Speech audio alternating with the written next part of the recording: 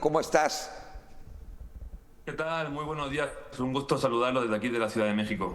No, gracias, Manu, por platicar con nosotros.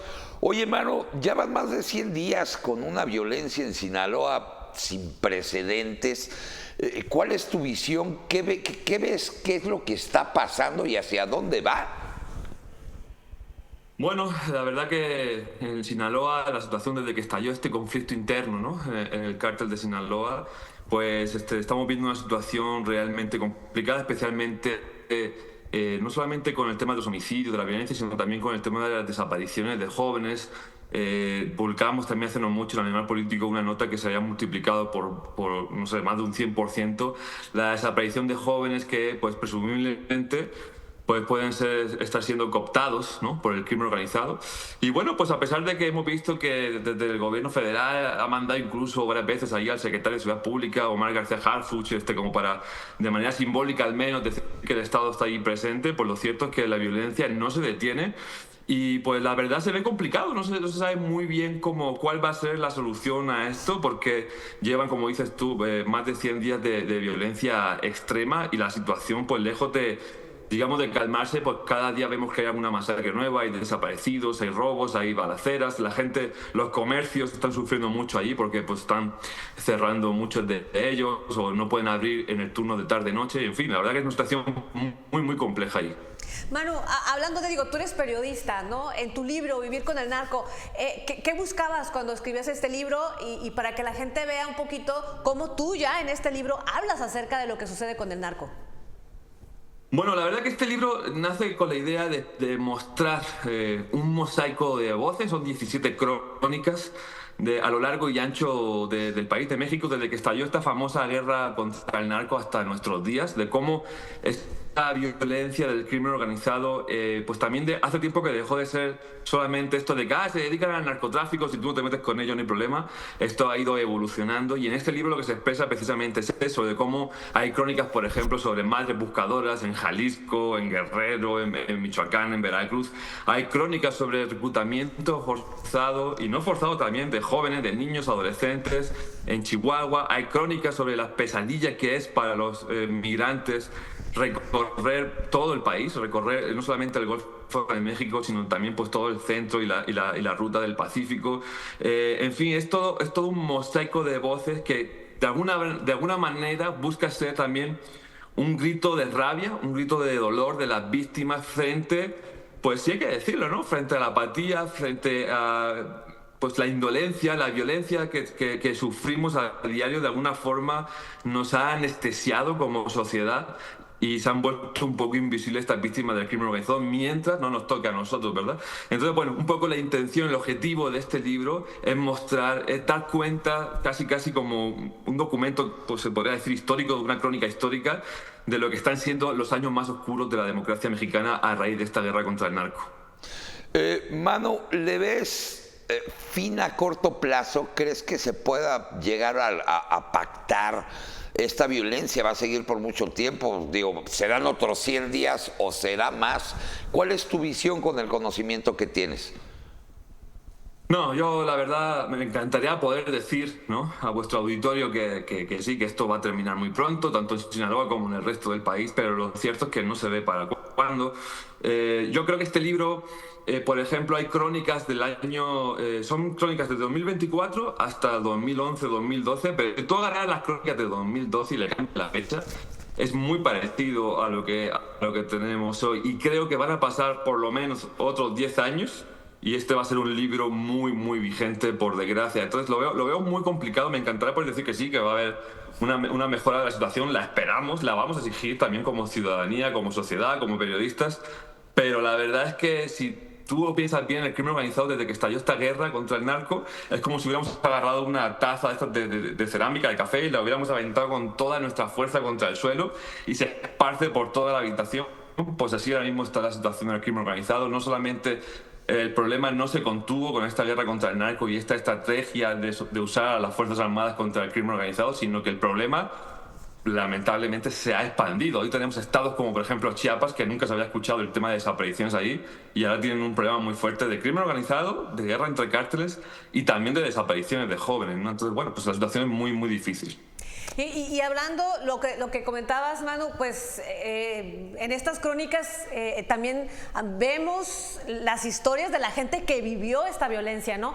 Platícanos cómo se eligieron las crónicas, cómo decides, presentar en tu libro estas historias.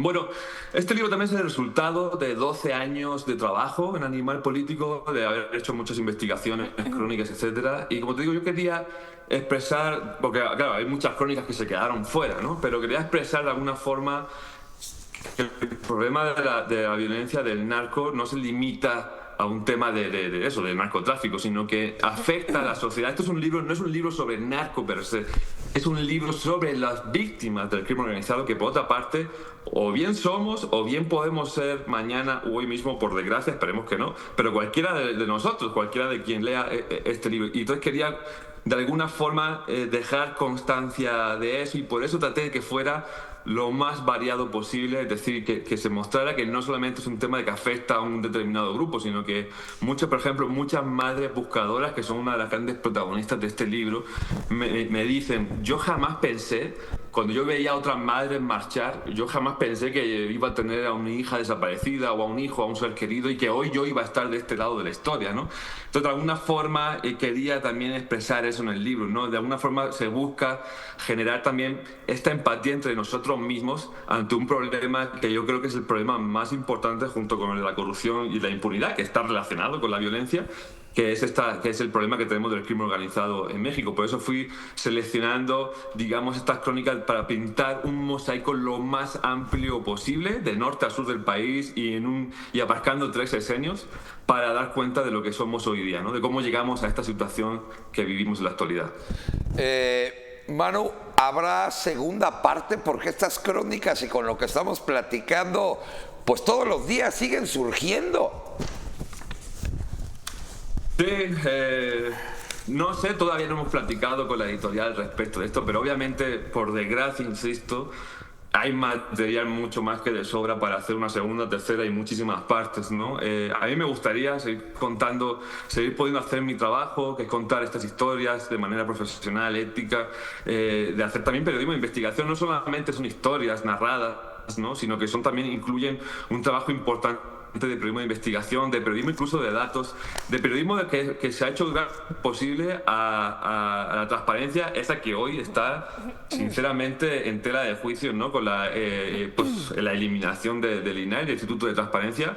Va a ser también muy interesante ver cómo vamos a poder operar los periodistas de investigación a partir de ahora. Habrá que buscar otras herramientas, obviamente, pero me gustaría poder seguir contando estas historias, porque de alguna forma el objetivo es el dar a conocer lo que está sucediendo, que no quede en el olvido, que no quede en la impunidad, y decir, bueno, pues esto es vivir con el narco, esto estamos viviendo a diario los mexicanos y las mexicanas. Que por otra parte, déjenme decirles que este libro no solamente sí es un libro duro, sí, pero es un libro también donde hay espacio para la empatía, para la esperanza, y esa esperanza y empatía, el ejemplo más claro somos los propios mexicanos y mexicanas, y los que vivimos en México, que nos organizamos, que resistimos frente a la violencia de esta brutal violencia del crimen organizado, y también frente a la indolencia en muchas ocasiones de las autoridades. ¿Crees, Manu, que con la llegada ya del presidente Trump al poder haya algún cambio? Ya ves todas las amenazas que ha habido y todo esto. ¿Crees que algo suceda? Mira, va a ser muy interesante, pero por otro lado también no olvidemos que Trump ya gobernó hace no tanto, y también hubo amenazas muy parecidas a las de ahora, de deportaciones masivas, de que iba a declarar a los cárteles como grupos terroristas, y que quería mandar... Su gran sueño, digamos, sería mandar tropas estadounidenses a combatir a los cárteles del sur mexicano, pero yo sinceramente no creo que lleguemos a tanto. O sea, sería algo realmente escandaloso, ¿no? O sea, sería romper la soberanía de un país tan importante vecino como México. No creo que eso vaya a suceder, pero hay que estar a la expectativa. O sea, ahora que entra el 20 de enero, Creo que en toda esa zona, por ejemplo, de California, vamos a ver si realmente se cumple esta amenaza de las deportaciones masivas o solamente es parte de su propaganda frente a su electorado. Recordemos incluso, digo, ya fue presidente, si hubo deportaciones, si hubo persecución de migrantes en Estados Unidos, pero el deportador en jefe fue Obama, ¿no? Que pensábamos que iba a ser una cosa mucho más diferente. Entonces, bueno, vamos a ver, a partir de que llegue este 20 de enero, si realmente se van a cumplir esas amenazas, y es seguro que muchos periodistas, los medios de comunicación, vamos a estar ahí muy pendientes para poderlo contar a la sociedad, ¿no? Así es. Manu, muchísimas gracias por tu tiempo. ¿Dónde te podemos seguir? ¿Dónde te podemos leer? Digo, además de tu libro. Bueno, pues me pueden seguir en Instagram, estoy bastante activo, es Manu_Uresta, y cuento mucho del detrás de cámara, de cómo hice estas crónicas, de cómo fue la labor de reporteo, ¿no? Publico muchas entrevistas como esta, seguramente que la voy a publicar, y bueno, y el libro lo pueden encontrar tanto en papel, en librerías, lo pueden comprar por Amazon, Mercado Libre, también está la versión en digital, en Kindle, en ebook, y también muy importante está la versión en audiolibro, que es narrada por una actriz de doblaje muy importante, que no solamente narra las historias, sino que le da una interpretación que te va llevando por cada una de estas historias. Y para quienes les guste escuchar podcast o hacer mientras no se van en el tráfico, en el trabajo, etcétera, les gusta escuchar un buen libro, pues también está esta opción de audiolibro de Vivir con el Narco. Muchísimas gracias, Manu. Un abrazo. Cuídate mucho.